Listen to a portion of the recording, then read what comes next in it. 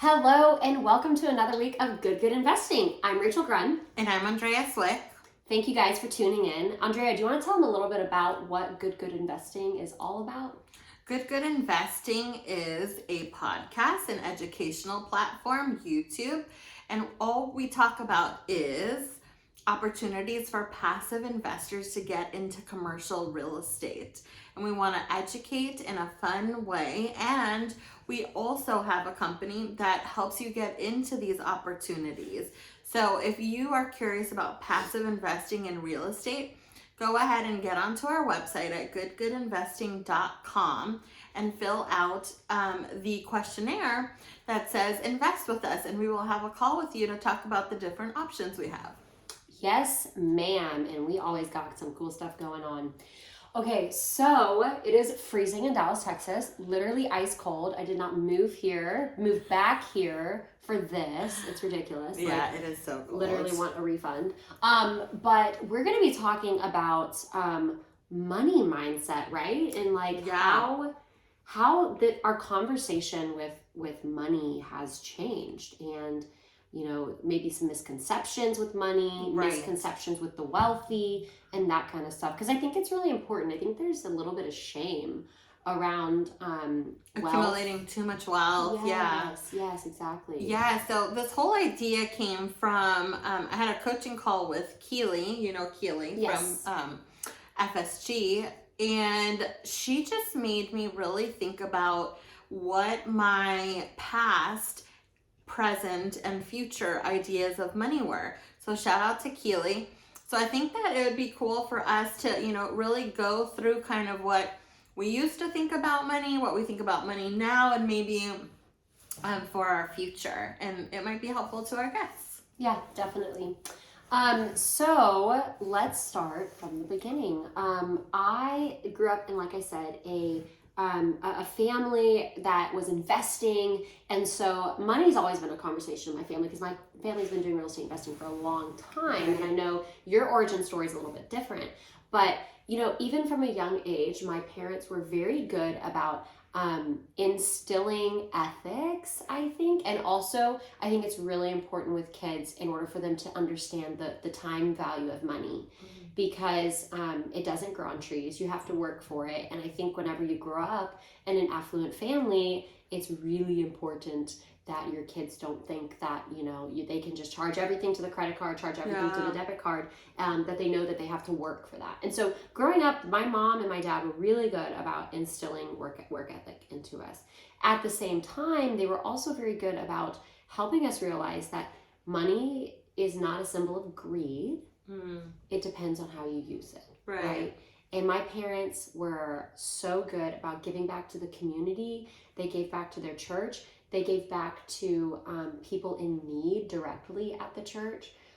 There were so many times where, people in our community, their power would go out because they couldn't afford their electric bill. And my family would come in and they'd give them a quote unquote loan, but they would never expect them to pay it back. And so I think my family always was really good about, and this is how I want to be with my daughter as well, look at what money can do for those around you. Yeah. When your cup overflows, who can you bless? And I think that's the biggest thing to think about. What are your thoughts?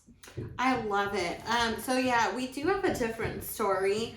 My mom came from Ecuador with really nothing to her name. She was so thankful to find a job in San Francisco, actually, and worked for the city. But you know what? Despite my mom not having much, she always would give the shirt off her back to anyone. I remember, I think I told you this, we didn't have a car until I was 8 or 9 because our car broke down when I was around, I think 6 or something. So we had a couple years without a car, and we, took the bus. It was dark in the rain. So there were experiences where I didn't really understand, why can't you just buy a car, Mom? But she's just keep praying. We're saving, And so definitely a different situation in the way that I grew up, but I didn't know any different. She is the most generous person I've ever met in my life. She would write checks to people in need at our church when, she's a single mom and really didn't have much. For me, I never saw her buy stuff for herself. Wow. She would just buy everything that I wanted. I'm an only child, but she would just do everything for me, put me in all the sports, put me in all the activities, and she would go without even like, I was so young that I didn't put it together, but now I see him like, she never bought anything for herself. It was all just for me. So one of the most generous people. I think that money growing up to me was a little bit tighter. So, but then because my mom gave me everything, I didn't necessarily grow up knowing what the value of money was. But I did see that you could use money for generosity. And I think that was a good pillar for me. And I think if you're not generous with nothing, when you have nothing, excuse me, then you won't be generous when you have everything. Yeah. And so I see so many people that are like, oh, well, once I'm a millionaire, I'll, start whatever, buying Starbucks for the person in front of me in the line, or help out a friend or help out a family member. And it's like, if you wait till then, it's not going to change because the bar will just raise. You're a millionaire. Now you want to be a 50 millionaire. Right. Now you want to be 100 millionaire before you start being generous. So I think it's a total mindset shift. It has nothing to do with your circumstances. It has nothing to do with what's sitting in your bank account. It has everything to do with your mindset. Yeah, and your heart too, right? Your heart has to be in the right place to be out of your, selfish nature that we have when in our humanness, and look to the other person to see what are the needs that are around me that I can fill. And true generosity is giving to someone who will never be able to pay you back. Yes. And not expecting them to. Mm-hmm. I think that's really important, is give, knowing that you'll never get that in return. If you do, beautiful, wonderful, but we can't give hoping that, something good will happen to us or we'll get paid back in spades with interest or something like that. That's not what it's all about. So I think it's, does money make you happy? No, it doesn't. Mm-hmm. But how you spend it can make you feel fulfilled. Absolutely. And I think that's a really important distinction. Absolutely. And I think like present, it's like when we're in real estate, and even in talking to my kids, they're like, well, I want a job that will pay me the most money, right? That's what their idea is. And I'm like, well, you need to take a step back, like, Daddy and I did, and you have to figure out, yes, okay, the accumulation of wealth is okay and acceptable. It isn't evil. But you also have to figure out what is the amount of time that you're going to be spending accumulating that wealth. Because they're like, what jobs pay the most? Okay, lawyers, doctors, and those are great professions. Oh my goodness, amazing. But at the same time, there's a lot of hours that go into that, right? So I'm trying to open up their mindset and their ideas to maybe an alternative type of job, something that fulfills them and what they love, not just, okay, what's going to make me the most money, right? Yeah. So exactly. And we went to an event this past weekend, and one of the speakers said, he was like, you have to, yes, investing is wonderful, but you also have to invest in the people around you. You have to invest in yourself, because one day you're going to die, and everything you did, everything you built isn't going to matter, but the impact you make on people will. So if investing and growing your wealth is not exciting for you, think about what you could do with your wealth. Yeah. Even if you're being generous now, imagine 10xing that generosity. How many more people you could touch and impact and bless and change the course of their lives as well. I think that's also really important, instead of us getting super hyper focused on building our own empires, thinking about how, if we were given the resources, how we could help others build theirs too. I love it.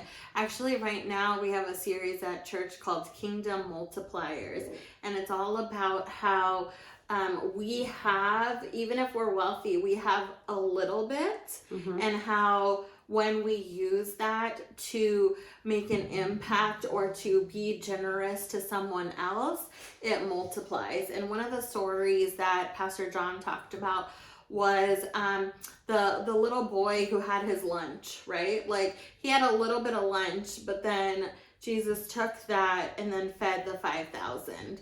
And he gave a little bit, but it multiplied. And I think that's the mindset now that I'm focusing on, is like, either I have a little bit or I have a lot. Still, it's going to get multiplied even more when I let go of it, when I look for ways to be generous with it. Yes, it's the butterfly effect. Like the flap of a butterfly's wings could eventually cause an avalanche if that cause and effect continues. Yeah. So if you bless someone and then they were like, oh my gosh, this is amazing. Like I can do this too and bless other people. And then like it just continues on and on and on and past your understanding. Like you'll never know how much it's affected everyone around you. But like the possibility is there, you know? Absolutely. Oh, I love it. I love it. I love it. So yeah, we hope that you guys can kind of, if you haven't already, shift your money mindset and don't think about it as accumulating here your treasures on earth, but rather what you can do well beyond your reach, even if you just start that trigger effect. Is so cool. Yeah. All right. Well, guys, you should definitely head over to our website to connect with us. We have some awesome content coming out, some really exciting guests. And then as always, we have investor resources available for download on our site, goodgoodinvesting.com. That's also where you can connect with us, learn more, and then also schedule a call so we can get some opportunities in front of you for investment, right, Andrea? Yes. Come call us and then we'll chat and it'll be good. Yeah, talk about how you can impact your life and those around you. That's what it's all about. Love it. Until next week, don't invest good. Invest twice as good. Bye.